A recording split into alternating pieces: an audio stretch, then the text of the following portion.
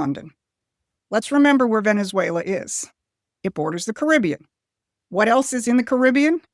The origin point for the infamous system of offshore banking established directly by the British. Back in 1960, the largest banking houses in London, working in partnership with the government and the Exchequer, established 14 completely secretive secrecy jurisdictions.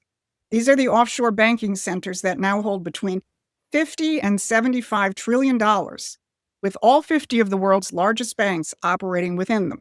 These offshore centers exist outside the control of sovereign governments. They're secret, they're unregulated, and they facilitate illegal activity. What we once had, a legitimate regulated banking system, has been transformed into a criminal enterprise. And interestingly, the Russians have known this for years and have been more vociferous about it than any Western government. In a 2014 speech, Viktor Ivanov, then Russia's top drug enforcement official, laid it out clearly in a Moscow conference.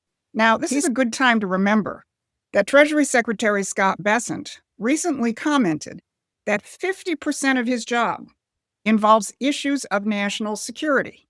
Now, think about it.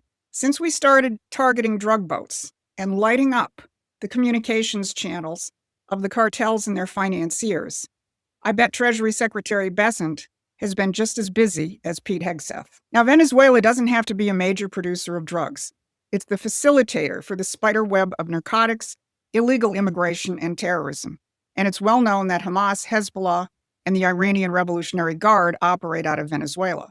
So think about the implications. Trump's moves on Venezuela hits at this nexus, and it effectively attacks the liquidity of the offshore banking system established by the British in the 1960s. He's cutting off the flow of fertilizer to the globalist oligarchs.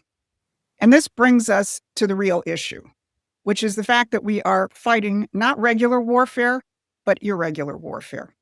For decades, the British Empire and globalist banks have waged war on us using non-state actors, NGOs, terrorists, cartels, all of which are protected by their rules-based international order. A couple of my friends discussed this when they summed up their discussion on Venezuela.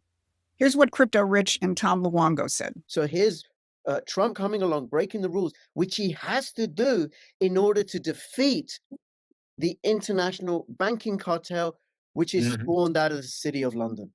Well, you can't play by their rules when their rules